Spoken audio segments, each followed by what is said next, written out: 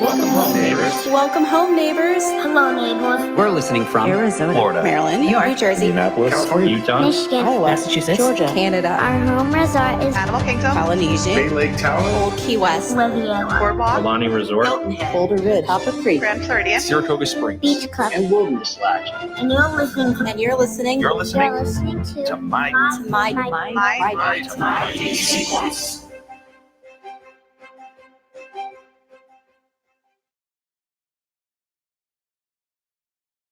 Well, everybody, welcome home. I would like to add to the show tonight our returning co-host, and we're glad to have you back with us tonight, Alicia. How are you doing? They're happy to be here.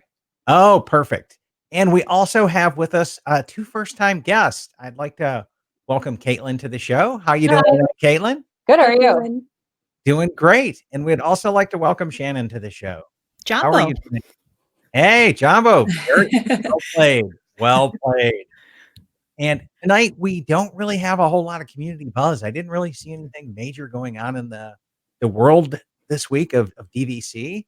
So what we did was we put together a show about large group planning at Walt Disney World. So we've all planned for some pretty large groups of people here. And what we were going to do tonight is just share with you guys round robin tips, get some comments on them, and see what you guys think so that we can create a somewhat of a resource out there on Facebook and for the YouTube library all about planning for large groups. Okay.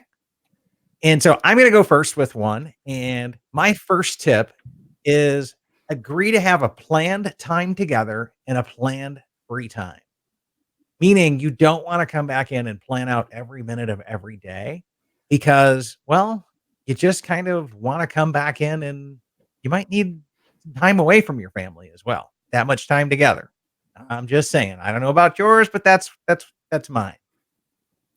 That's kind of how we got around everybody staying at different places. So we all have the mornings to ourselves, or if you need to just go back and not be right next to somebody, you get a little time to yourself. Oh, that's a good point as well. And I know we've got I've been looking through the show notes. We've got some variety of opinion there. Well, and it's kind of fun. So it's good to hear. I would love to hear how everybody else does it. Because when you go, you bring like a lot of people and they all stay kind of like where you stay, right? Yeah. And Shannan, adjoining rooms, or we would get a couple of 2-bedrooms or a 2-bedroom villa and that kind of a deal.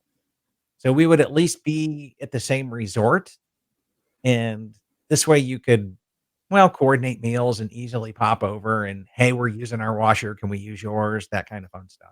Yeah. And Shannan, are yours like, do they stay in different resorts or at the same space? Since we're two families of just adults and then one with a 13-year-old child, we're able to kind of spread out a little bit and more text or make fast pass plans, things like that. So one person has a 1-bedroom so we can all go over and share their laundry machine. But other than that, we're in 3 different resorts. Oh, wow. I had the complete opposite experience. We're also going to be staying in a grand villa, and that's what I've stayed in before. So we're all on top of each other, so that I think the point of getting away from everyone for a little while is going to be very crucial. Oh yeah, no kidding. Because I mean, you're like right even there now. Even though the grand villas, you have 3-4 bathrooms depending on which one you do. Okay, so but yeah. And we're a little different as well. So how we always do it, there hasn't been many Disney trips that I don't like tell everybody that they have to come with me because I think it's really fun and they all need to come. But what we do is we build our vacation just for our own family, my days, my fast passes, my dining reservations, everything I want to do. And then I tell the other guests that are coming with me, grandparents, friends, best friends, girlfriends, whatever. I'm like, this is what we're going to do. If you want to go with us, great. If you're going to go do your own thing, that's great too.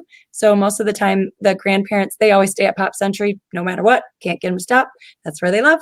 So they stay at Pop. They know where they like, and they like the buses and someday maybe the gondola.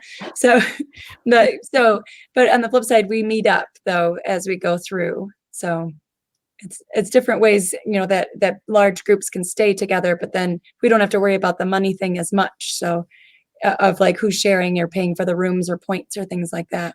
It sounds like your style is just like loosely coordinated.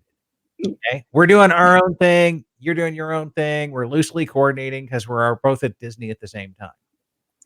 Yes. Right. Okay. Yeah. I can kind of see that. Shannan, is yours more tighter or Caitlin? Mine depends on who I'm going with. I have an aunt who's also a DVC member. She's been original from Old Key West in 95, I think is when she bought in. And when I've gone with her, we're all just kind of do our own thing, occasionally meet up, but that's because we've all gone so many times. But on the trip we're doing next month, we're taking my husband's sister, her husband, their 6-year-old, and then his parents. So we don't know what this is going to be like. We've never taken these people before. We've taken his parents, but not our 6-year-old niece. So we're kind of trying to make it a little more, I guess, scheduled together because we want to experience Disney through the eyes of a 6-year-old because I haven't been with a kid to Disney in a long time. So it's fun. Yeah. I get that. I assume next time, since they'll have been, we won't be so strictly scheduled together though. Yeah, and that's kind of what I'm going to do. My September trip is taking 2 newbies actually for the first time. So I want to make sure even if they're in a different room, we're a little bit more coordinated. The January trip, though, with the 3 different families, since we've all been to Disney probably 4 times in the last 3 years, a little bit more loosey-goosey. Yeah, that makes sense. I mean, if you've got people that know what they're doing, okay. But I think the big trip that I did, I had been there a few times. My brother, his wife at the time, and they hadn't been. Hey, this was like their first trip in eons. And so it's changed. It changed an awful lot. But yeah, going forward, what we kind of do is just we kind of say everybody has some time together. We like plan on one big meal a day together. And we plan on usually 3 fast passes today or some kind of activity event. But that being said and done, that we might plan out 4 or 5 hours at most, and then the rest of it is free time for everybody. Because I don't care how much you like your family, you always got that black sheep in the family, that the one that you're just like, raising an eyebrow on and going, really? I think sometimes I'm the black sheep. Yeah. I'm the one that they're like, oh, I can't keep up with that girl. I was going to say it's hard because a lot of us, since we do go so often, because we are DVC members, like we know the ins and outs and how to quickly get in somewhere. Oh, you got to do these 3 things. But somebody who is their first time, or if you have multiple generations, it can be hard to be like, no, do this, and then so if you get a little bit of your own time, you're able to say, you go take care of yourself. I'm going to do what I need to do. Yes. Yeah. Well, and I love that. So it looks like Andrew, he did Christmas dinner with 12 people at down there. So that's pretty cool. But I mean, to have not only to have a gathering, but to have a gathering moment centered around a large, event like Christmas, that's got to be on a whole nother level. That's awesome. I think he talked about that on the podcast where they came together and had like a formal Christmas dinner at an Old Key West Grand Villa. We usually do like a whole family dinner because we do Old Key West Grand Villas, and we'll do the night we get there. Actually, we're doing like a taco bar. So my aunt is going to be there in her own grand villa. So in total, there's 18 of us, I think, down there at once, 10 in our villa, 8 in the other. And we're going to have all 18 people at our villa for a taco bar Sunday night when we get in there. So should be pretty fun. Those kitchens are great for that kind of a dinner plan, though. I don't have a kitchen that big. So one of my tips on there was like to have a gathering moment. Like I'm a pool girl. I love pools. So I always say that when we meet up, like we have a meetup day in the afternoon and we meet at whoever's pool. And then, we just have either lunch by the pool or we cook out. Like some places have, grills and things like that, or we order in pizza and we order a lot of cocktails and the kids can all, go play. And a lot of the pools have activities. So you don't have to like entertain the kids as much, but there's things to do without it costing a lot of money. Everybody can have a good time. But I haven't experienced all the pools. Like we like to find the pools that not as busy that everybody can go to, but yet still have like some space around them so that we can kind of gather and kind of let the kids do their own thing. That's a good idea. I mean, that's kind of how we're treating the dinners, because since we have 2 grand villas of people, there's not going to be a whole lot of overlap because that's impossible to coordinate 2 whole groups like that. We're coordinating our smaller group in our villa because it's my husband's family, but we're doing 2 dinners in the villas, one in our villa and one in the other villa. And I think those are going to be our like home base, all get together and probably the only time that all of us will be, you know, hanging out for that whole week. Yeah, something about party for 18. Okay. Yeah. That's why we're doing tacos. Those are easy to do for a big party. Yeah. And with social media and texting and group texting, I mean, that's why I always just let everybody know what day I'm going to what park. I don't tell them my fast passes or things like that, but it really helps to have a group of backup like that too, because we do hoppers sometime. And this last time we went, we've got a lot of hoppers and a lot of fast passes. And we ended up having extra fast passes that we weren't going to use at a place. So we were like, hey, do you guys want to go see Frozen? We have 3 extra passes for that, and we handed those off to people that were in our group, so that was kind of fun. Oh, that's kind of cool.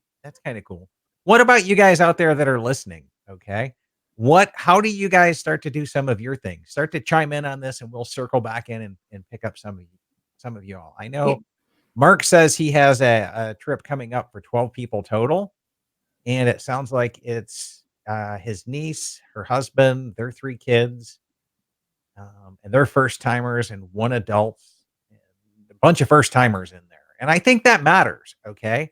I really think that matters because, well, Laura and I, we could say, okay, we'll meet you at the Contemporary at XYZ time. And we both know how the bus system works. Our 13-year-old can figure out the bus system and get there on her own if she had to.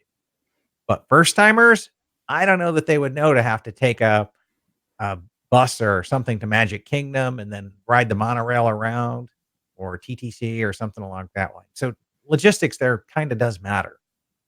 Yeah, that's a good point. We got our niece the mermaid experience at Beach Club for her birthday, and it's at 8 a.m. And I assumed that, you know, some of the other family members would want to go, but then I realized that they don't know how to get there. You know, I guess they could call a minivan, but they still, I don't think, would know how to do that because they've never been there. So now I'm going to be going with them to the beach club at 8 a.m. for this mermaid thing because I don't want to just leave them hanging, you know? Yeah. Sometimes a lot of the planning sessions too can kind of work those things out. If you all sit down together and say, okay, you need to get from here to here, so tell me how you do that. We pull up My Disney Experience and go through the maps and things like that. But most of the time I do end up going with somebody if it's their first time, saying, I'm not sure you're going to quite get it.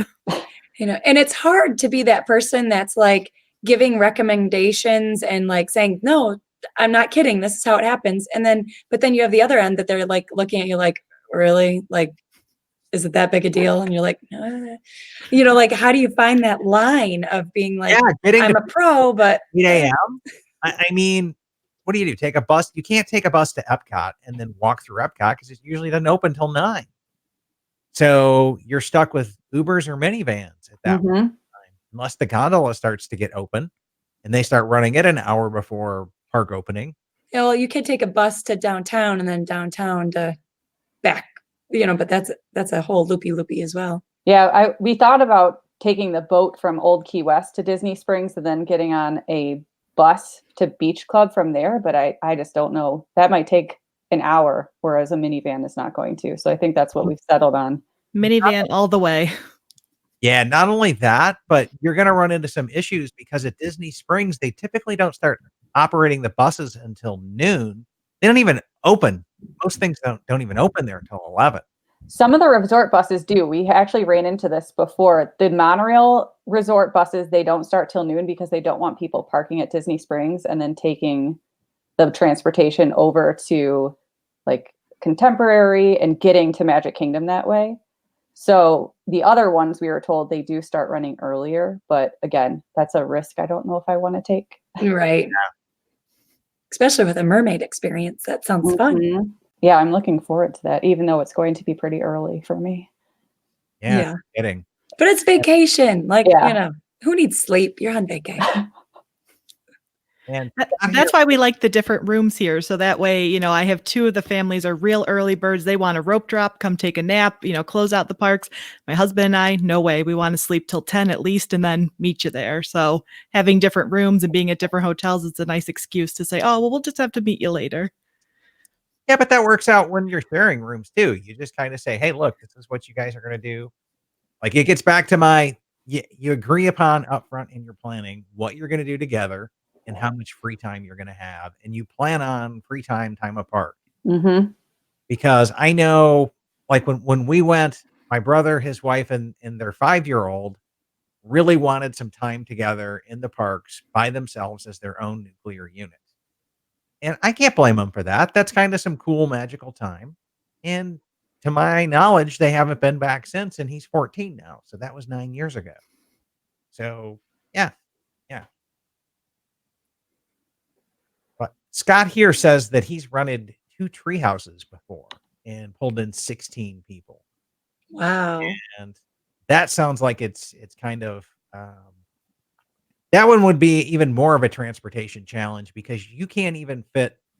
You'd have to have 2 minivans that each fit 8 people to pull that off there and get or you have to even go like the extended vans, like the 15 passenger ones in order to do that. Because you get 1 parking spot per treehouse. So, and they sleep 9, but getting a vehicle with 9 people, that's kind of a challenge. And Andrew's backing us up here on minivans. And Mark here says that, when they did their planning, it was 1 full day that they were all going to do together at Animal Kingdom. And the rest of it was do as you want to go. So yeah, that's good information. So, and sometimes how we meet up, let's say us and the other group all goes to the same resort or the same park on the same day, but then we don't do our fast passes at the same time. But we've got a lot of teenagers, and I don't mind them going off on their own if we're in the same resort. But then I use my fast passes as kind of like hey, you got to come back and see mom at some point so that we can all ride this ride together. So, I usually do my fast passes in the afternoon when it's busier.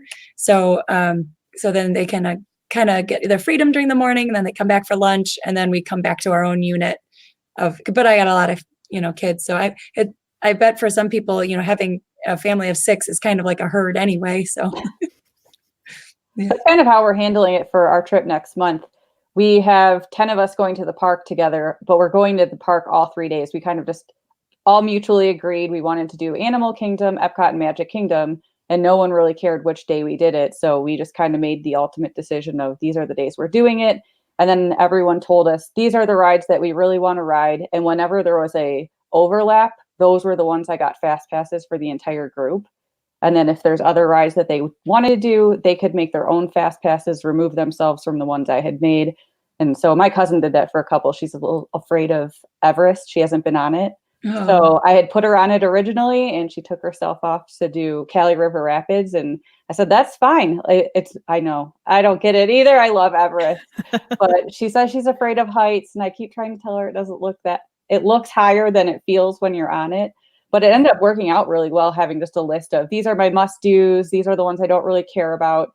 And so I made fast passes where it overlapped. And then if I didn't get everyone's fast passes, they could handle it themselves because we didn't make everyone get the My Disney Experience app. That was like you have to do this before we start planning.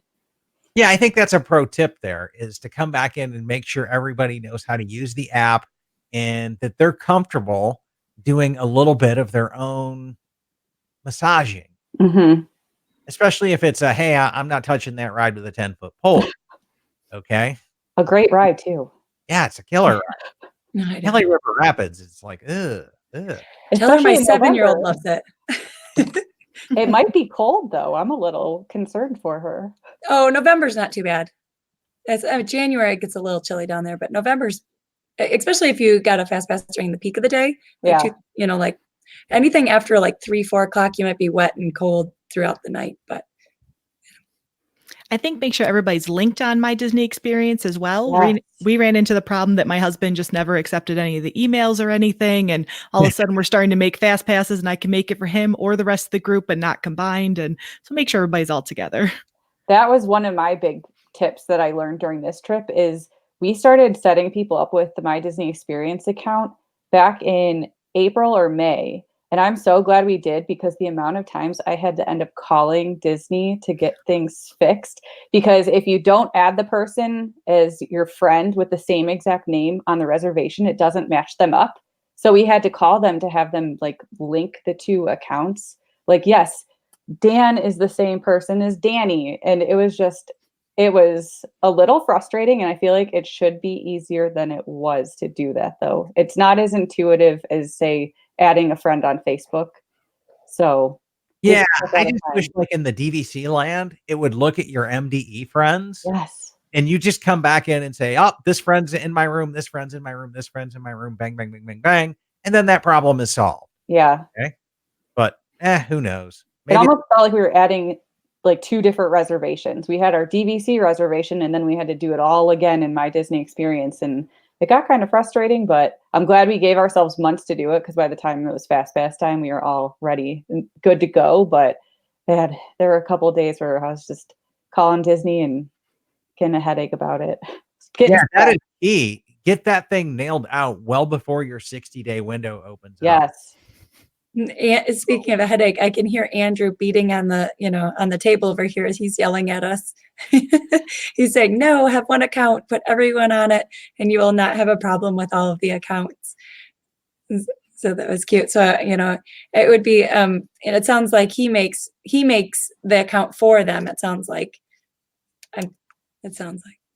Yeah, I think that's a good tip here, because I think we were talking about it before with the dining reservations, even, 180 days out, you're up early in the morning. If you can't seem to get everybody linked in, sometimes it is better to have one person in charge of everybody's online accounts. And that way, it's taken care of. Nobody can go in and accidentally erase something Yeah, we had everyone do the My Disney Experience just because we want everyone to be able to do their own thing and make their own fast passes. But all of the stuff that we're all doing together, my husband is the one who made almost all the reservations. And then I made a couple, and we kind of made that mistake. I wish that we had him just do all of the reservations, because he's the reservation, our actual resort reservations in his name. And I feel like it would have just been easier to have him do everything instead of me doing some, him doing some. It kind of got things a little. Yeah, especially like dining reservations. They say, well, who made the reservation and what name is it in? Mm-hmm. And if my sister-in-law made it or whatever, that could get really, really, really kind of complicated as well. Yes. Yeah. And that's how I did it with mine. When I bring like other kids with me that, I just put them under mine. I didn't give them the opportunity to do their own, fast passes or anything. But the hard thing is they keep showing up every time. I'd have to instead of just select all, I'd have to select only these people and kind of leave him off every time. I finally figured out how to delete him though. So I guess he's not coming back. Yeah, that's true. Marianne makes a good comment here as well. And she says that Andrew's plan works sometimes of just having one account. But she says, I don't want to have separate accounts with friends we are not repeated to. That is repeated, related, not repeated. Okay. Thanks for clarifying that one. I thought I misread it. But yeah, there's times when you get these MDE friends, and for some odd reason, you have to call Disney to get rid of them, because I made this one planning trip once, and just so I could get this person some fast passes on this one trip, and now I want them to go away, and they won't. Okay. Yeah. It's kind of not as easy to delete them once you put them into your own personal account. So I can see if they're friends or friends of friends or things like that, then it's just easier to have them just linked for a little bit. But that's why it was worth the effort for us, because this is our family and we know we're going to go with them again. So, we get it done for this one trip, and hopefully we never really have to do any of that again. But yeah, I think if we were just going with people for a one-time trip, I don't know if I would have gone through all the trouble we went through to do this. The other thing I worry about sometimes is that when you link all these accounts, so it's great if one person has an annual pass or the photo pass thing, then everybody you're linked to, you're able to see their ride photos and stuff. But I still see photos from friends who we went on a trip 6 months ago, and I'm like, oh, it's great that I'm getting alerted you had a great time, but I don't need to keep seeing those. I have had that experience too. When we were on our honeymoon, my mother-in-law texts me and she's like, I just went on the app and I can see all of your character pictures from your honeymoon. I'm like, well, that's kind of strange. Just from the resorts though, right? Not, okay, good. But it was still kind of weird because she could text us and be like, oh, I know that you guys were just at the Italy pavilion. And it was just wow. a little too close. That's crazy. Yeah, yeah, very good tips there. So let's shift over into financial areas now. And I know in our pre-show notes, I put a couple of good tips up there. And one of them is to kind of set expectations beforehand and figuring out how you're going to pay for things ahead of time. I know I've done one trip where my mom and dad paid for it all, and they even bought the dining plan for everybody. So that made things quite a bit simpler on the food issues. But I've done other ones as well where we've just used two tables in Wonderland's card because we had over 10 people. And that was kind of a little bit of a challenge, but there's a great app out there called SplitWise that lets everybody create a SplitWise account, and you can take photos of receipts and start circling, hey, you got the steak, you got the lobster, you got the chicken, you got the this, and then totaling it up and saying, okay, this person paid for it and splitting it out accordingly along those lines. That worked out well for us as well. But I think the number one thing there is just have clear expectations going into this. Who's paying for what, and how you're going to handle that. Thanks for the tip on that app. When we go in January here, the 5 of them are on the dining plan, and my husband and I are not, but we're going to get Table in Wonderland when we activate our annual passes. And that's what we kind of were figuring. They'd use their 5 table services. We would just pay the rest of it. But if people start ordering bottles of wine and stuff like that, it always kind of gets hard at the end saying, hey, you owe me this and that. But with that app, it sounds like I can just send a photo and say, okay. Yeah, I'm gonna have to look into that because we've been setting everyone up with like Venmo or PayPal, so that way when we're down there, one of us can pick it up, get the discount, and then split it. But it sounds like that app does most of the hard work for you, so I'm gonna have to look into that for sure. Yeah, so and the app is actually integrated into Venmo as well. Oh, perfect. You can get to the point where it's like, okay, Alicia picks up this tab, but Chad had this, Shannan had this, and Caitlin had this. And then Caitlin picks up the next tab and we divvy it back out. It'll figure all that out for you. And then at the end, you just hit like a settle up button and it'll say, okay, Chad needs to pay Alicia. Alicia needs to pay Caitlin. And, we all owe Shannan money or something along those lines. That's super smart. I'm definitely gonna have to look into that. Yeah, it's called Splitwise and on the App Store for Apple for sure. And I can't recommend it enough, especially if you get everybody in there and involved. Now, what the other part on clear expectation, I'm not a Venmo person.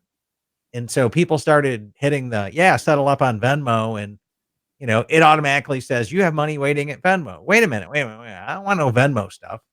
Right. Let me just figure out how I'm going to pay you outside of that. But, and Marianne comes back in and also backs me up here. Clear expectations is essential. Yeah, that's a good point. I think we had already talked about the Venmo, but I think making sure I tell everyone about this app ahead of time would be really nice because then everyone can decide, well, I'd rather get paid cash after we get back, or we all live near each other, so it'd be easy to square up when we're home, not necessarily having to worry about it when we're there. Yeah, because the other thing that allows you to do as well is if you keep track of who pays it.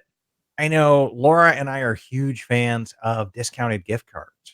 So we'll get 10, 13% off on our gift cards, and we'll roll into Disney with $1,000 in gift cards and maybe even more depending on what we're doing.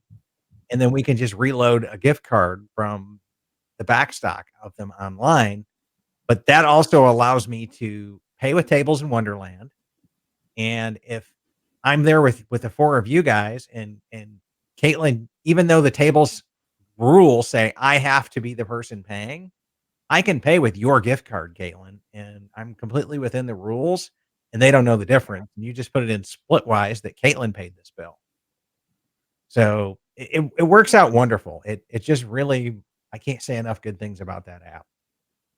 And I think on a different angle too, is sometimes is trying to figure out the food in the room, or the different things that you need in the room. So like we always do the meal plan for us. We just like to eat big and, let the kids eat whatever they want. But what I found as we go with big groups, sometimes you have one group, let's say, bringing all the beer, and then the other group is bringing the breakfast items or bringing so it's just kind of nice beforehand. So you don't just walk in the door and everybody bought 3 bags of chips and so you can kind of divide up who's bringing what groceries on the back end. That's the one benefit of all of us flying down together is when we get there, we're all gonna, my aunt who's gonna be down there in her other villa has a car, so she's offered to drive us to the store. So we're gonna just go to the store together and buy our stuff so that way we can kind of coordinate, but we're all gonna pay for our items separately unless, for the taco dinner, we're gonna split them. But if you want food for the rest of the week, like snacks, breakfast things, everyone's on their own for that. But for the big in the villa meals, we're splitting those ones. To save time, you'll have to listen to our back, ones where they do the delivery service for the groceries. So you don't even have to take time to go to the grocery store. Yeah, Garden grocer all the way. I usually use Amazon for that. But since, we've got other family who isn't really sure what they want, and a 6-year-old, you don't know what kind of snack she's going to want till she sees them. So I think that's why the going to the grocery store really quick is going to be the way to go this time. She isn't going to want to bring anything that you bring. She's just going to want to eat everything that she sees there. 5 Mickey pretzels. Yep. Yeah. Oh, now I want a Mickey pretzel. Sorry. When you're not at Disney World, Goldfish are the gold standards. Okay. But bust out a packet of them Goldfish at Disney Worlds and they snob them. Yeah. Right. No. I want a Mickey bar. Yeah. Yeah. I know how that goes. That's fun. And as far as like with the villa, Chad, you're saying, have clear expectations of who's paying for that kind of stuff. What we're doing is, since this is our first trip on our own DVC points, I've been going in DVC stuff with my aunt since I was 7 years old, but this is our actual first trip home on our own points. So it's pretty exciting. So that's why we're taking everyone. And we told everyone the villa's on us this time because we want to celebrate that we got married. We are DVC members now. We want to take the whole family. But we have said, going forward, though, we would be having people help us cover the dues just because that's a lot of money to do for a long time. I don't want to get into a habit of that is taking people for free. That is. You could also look at it like this as well. I mean, look at all these years where you've used your aunt's points and may or may not have contributed your fair share of the DVC costs. Okay. But now you're like, okay, now that I got my own point, catch up time. But I'm doing this one trip and now I'm caught up. Then we all good. We'll figure it out going forward. But again, it's clear expectations. Yeah. My aunt, she always let us, when she would go with us, she didn't make any of us pay. Because, she was taking us. That's why she got DVC. She doesn't have children of her own. So it was always take the rest of the family. It was something she loved to do. But every time we used her points without her going, we would pay that portion of the dues. So there was always those expectations. If I'm there with you, don't worry about it. But if you're going without me, then, help me pay it, which I think is completely reasonable. Oh, if she's charging the dues, she's really hooking you up. I know. You can't get a better deal than that. So I think that's how we'll do it going forward. Not that we have enough points to give out to other people yet, but I'm sure the add-on itis will happen sooner than later. Well, and just you having your own points, well, it frees up her points now to be able to still do what she's been doing. And then you can use your own points. So you can still have those moments together, but yet now she can still keep giving them to somebody else and you can just kind of keep growing your own. That's why she got the Grand Villa for this trip. She wasn't originally part of the plan. And then she heard we were getting a Grand Villa at Old Key West in November. And she said, I think I'm going to get one then too. Oh, fun. Awesome. And Mark makes a great comment here as well that people are jumping on us. It says, to make things simple, we all just did the meal plan. I'm not sure I would do a large group without it. And there's no question as to who's paying what.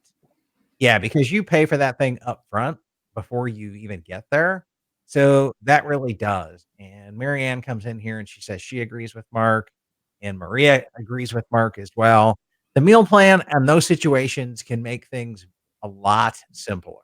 And for newbies and people who just go once a year and things like that, the meal plan is so simple, it's easy, and it wows you. I mean, it includes alcohol now. So, it's win-win for me. Yeah, you just got to coach them on how to maximize the meal plan. And that's usually not too difficult. Yeah. Okay. Shannan, you had some other really good tips here as well. The only other big thing I would definitely do at one of these would definitely be to plan like a special event. It sounds like, Caitlin, you guys are planning those 2 big meals where all 18 people will be together. With us only having a group of 7, things like, the boat fireworks cruise or a special meal. I know, even just to go back, like we're planning certain fast passes, Splash Mountain, because all 7 of us could be on the same boat, or Millennium Falcon, because a 13-year-old probably won't want to do it. Things like that. So having something big and special for everybody, that way if you do get into a fight with so-and-so or something, I feel like you have that special moment still, kind of wrap everything back up. Yeah, that is a really key point. I know I like doing the big group things together. Okay, like planning a meal together at Hoop, okay? Or going over to the Aloha show. Those that's where like family memories just get made together. And again, I like a couple of them on my trip, but I don't want to, let's not do this all day long here. Okay. And it's especially fun on the ones that you mentioned because they really point out large groups and they make you part of the show. So at like Hoopty, when you walk in with 18 people and you're sitting in the, in the front, you got good chances you're going to be picked to be part of the adventures. Yeah, that's true. And also things like the fireworks cruise, I think you can even do private ones, and that becomes a reasonable thing if you've got a lot of people to come back in and split that cost.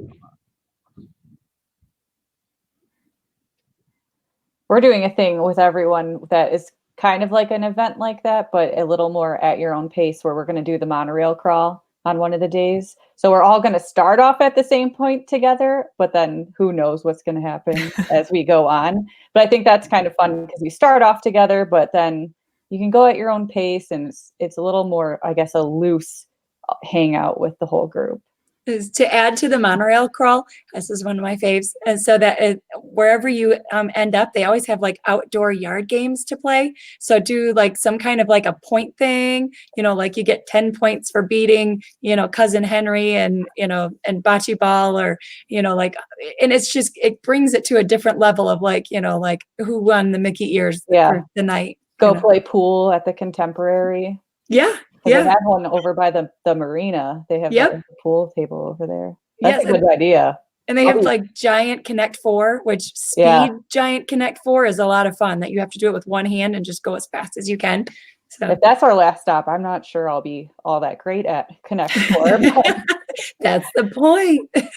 But some of those things are great in a big group. Like when my husband and I go, we've done a monorail bar crawl. It's fun, but having multiple people and this and that will make it a little bit more fun, or playing those games, or when somebody has maybe a little bit too much and needs to go back, there's still others to continue with. Yeah. And we like to add on Wilderness Lodge. I know it's really not part of the monorail bar crawl, but we always take a boat over there and kind of add it to our monorail Geyser bar Point. crawl. You can't, I would start and end at Geyser Point. But they also have a scavenger hunt that they do there, and we kind of want to go do that. And I'm curious how that will be after a day of monorail bar crawling, if I can actually keep up with a scavenger hunt. That's a tradition that a lot of families have, is the scavenger hunts. And Mary Ann points out that her mom always did a bucket list scavenger hunt for us all, and it was so much fun.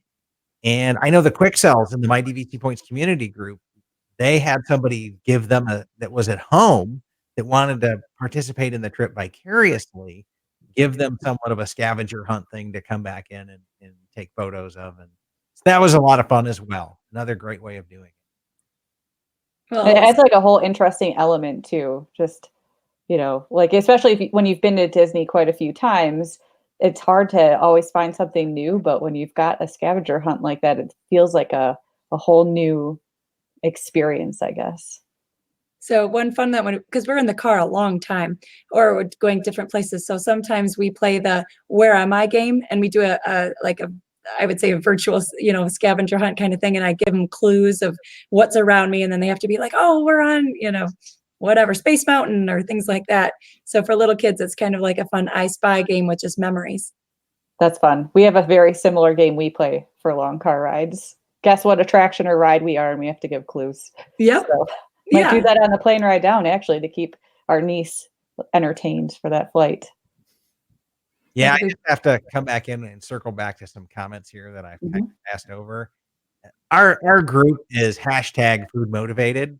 So of Yes. course there's just Mickey bars, LOL alcohol, Grand Marnier slushies, Oh, I can't wait for one of those. Chef Mickey's. Yeah, we're definitely food motivated here in this group. We're So actually doing Chef Mickey's. I've never been. Oh, that is the best bacon anywhere. Yeah, for some reason we've just never gone to that. Probably because we usually go to Olivia's for breakfast because we usually stay at Old Key West. But we're doing that because that's what our niece wants to do, and I'm kind of excited. There are 10 of us, I think, going to that breakfast. So I know we can't reserve chairs or seats or anything, but this last time we had the best tables at Chef Mickey. It was like way up on the back corner and it overlooked all of the Magic Kingdom. And we watched the fireworks, like during the day firework kind of things up there. It was so cool. I was like, yeah, there's Mickey, but look. It was really neat. yeah, I'm looking forward to it. yeah, Chef Mickey's is really, really, really cool. And so what about this? Like, at what point in time do you let kids and teenagers go off on their own on these big grand gatherings? Or do you let the kids kind of pair up and go places? Yeah, and that would probably be, it's good to, because I'm kind of laid back kind of thing, but I just wonder out there for a lot of the other people out there, like when do you think is like a good age to let your kids adventure out on their own, whether it's in, just going on rides by themselves, or are you annual pass holders and say, go ahead, you go to Magic Kingdom for the day and I'm going to go to Hollywood Studios for the day. Like for us, they don't go out as much on their own. They tend to be like, oh, I'll just hang out with mom, but, for us, it's about 16, 17, then they start kind of going on their own rides. I know from my experience going as a kid, when we hit high school, I think is when we were allowed to kind of wander off within the same park.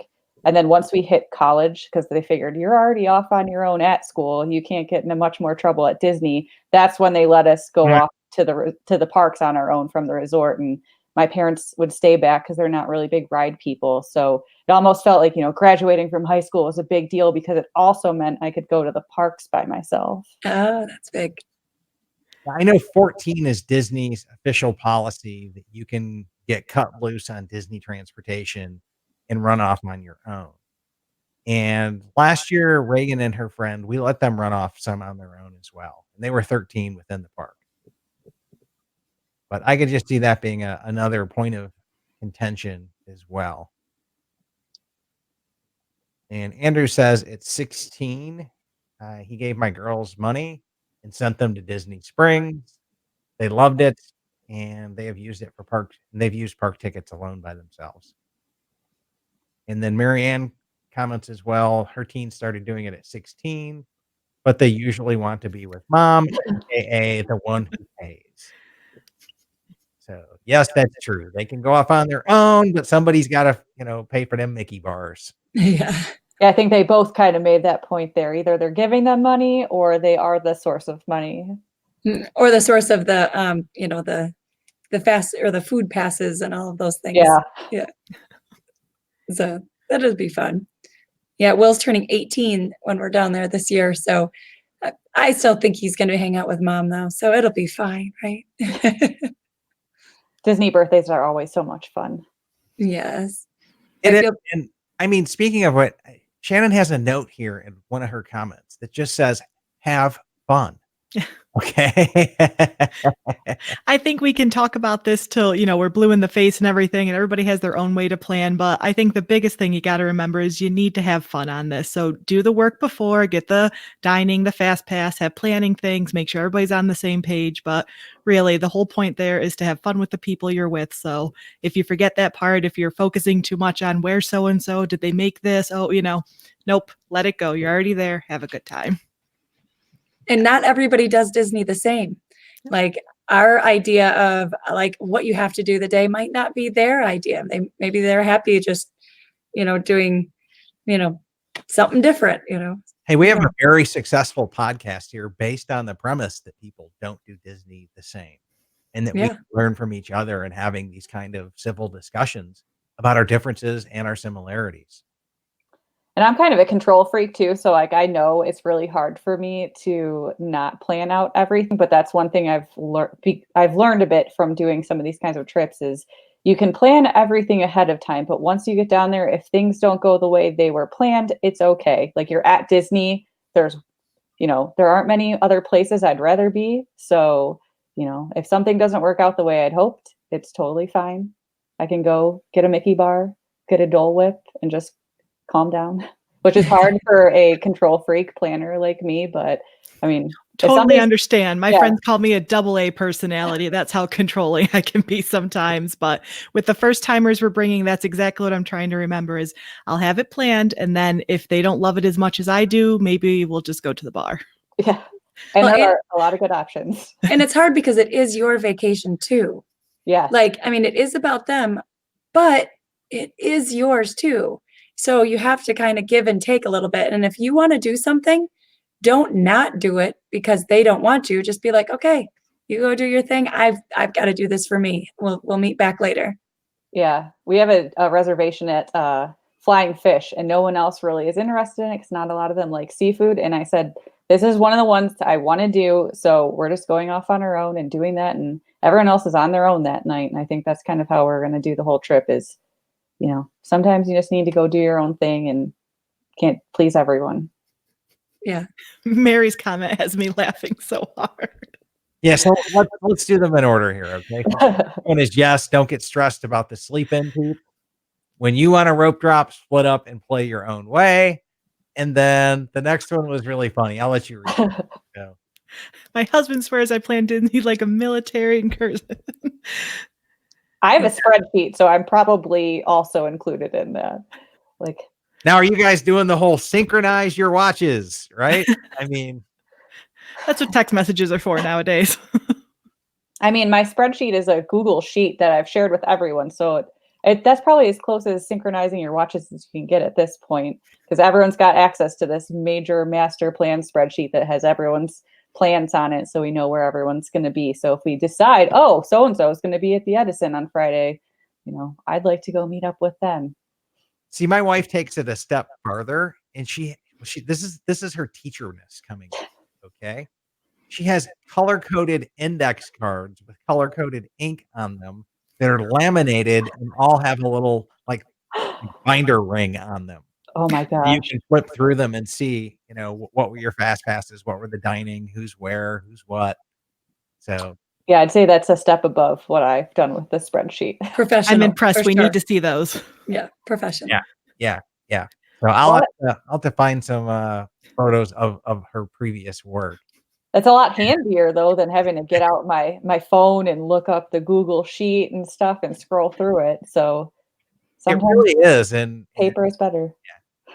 Mark says smartphones are our friends, and then Marianne's just all excited. Laminated cards.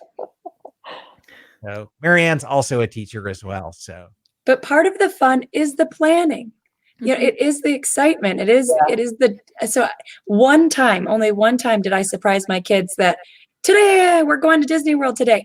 I will never do that again because I love the planning and they love the planning. I mean, my kids all day long, they started packing today, right? They're cleaning their room, they're packing, they're going through their clothes, they're putting away their shorts and their tank tops for Disney and Florida. And like part of the fun is the planning. So it's nice to share that with everybody. I'm not going to lie. I loved making that spreadsheet. Even if no one else from the trip looks at it, I don't even care because I color coded it. Like fast passes are blue, dining reservations are red. And it got me so excited for this trip, just putting together this spreadsheet. But I also love spreadsheets and organizing. So, I mean, it just felt fun. But I thought it was a great way to get everyone excited. And it sounds like you're the kind of person who writes a to-do list and then writes something on there that you just did. And then just for the fun of scratching it off. I do a lot of to-do lists, so that's not completely inaccurate. But the great thing is, Caitlin, that maybe somebody in that group of 18 hates planning. They pretty much just want to show up and see you guys. So with you doing the work for them before, you're able to help them out a lot and have a better time. That's my hope. And yeah, if they don't like it. That would be more my husband's style. He does not want to talk about it. He does not want to know about it. He definitely doesn't want to hear about it 6 months in advance of where we're going to eat and what we're going to eat, what day we're going to eat there. But when we get there, he's like, well, how come you don't know where we're going? What are we doing? Like, don't you have this already done? So it was cute. But he's now, after 20 years, he's got my role. He knows where I'm going with this. Yeah. It's fun. And Marianne makes this comment here. The trip I broke my phone, those cards came in handy. And she also says she's with you ladies, that she loves the planning and that her and my wife need to get together and make Disney lesson plans. So.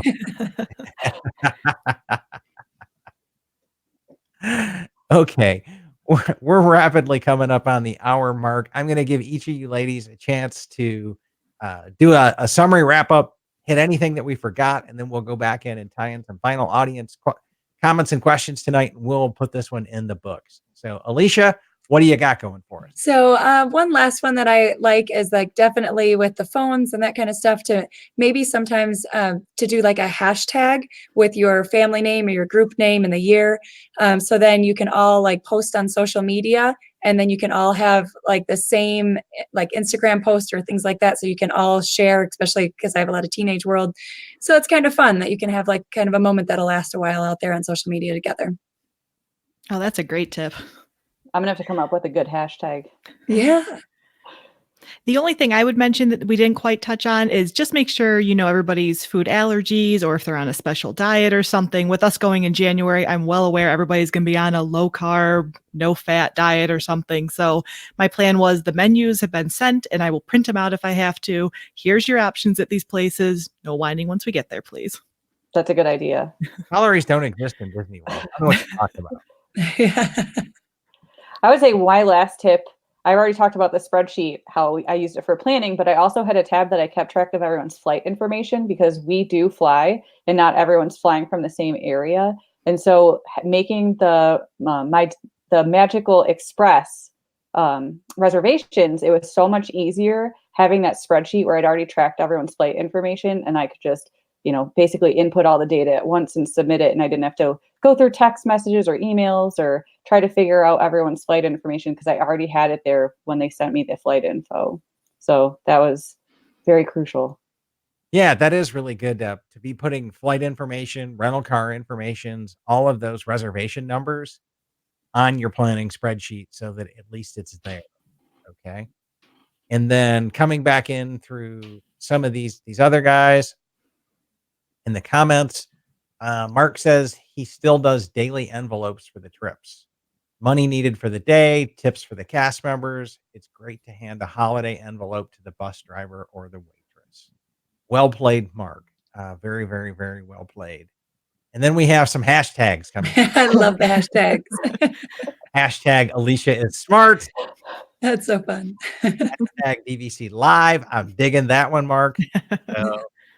And then Shannan is smart. And then Caitlin is smart. So, what? Marianne is smart too. Okay. Chad, you're smart too. Okay. Right. It's so fun. Yeah. Thanks for joining in, everybody. Thanks for tuning in. And thank you so much to our sponsors of our podcast and our live show, DVC Resale Market, the world's leader in vacation club resales and vacation club loans. I heard back from Debbie this week. Finally, on I think Friday, she got in touch with me and answered an email from the weekend. And she's just been so swamped doing all of your guys' refis. This 9.9% offer that she has going is just absolutely swamping her with you guys coming back in. And we're going to have some cool giveaways and some things to do to help promote that as well. So thanks for tuning in, everybody. And I finally got my hashtag. Yeah. Man. So thanks a lot. You all have a great night. And thanks for joining us all. Good night, Thanks, everybody. Caitlin. Thanks, Bye. Chad.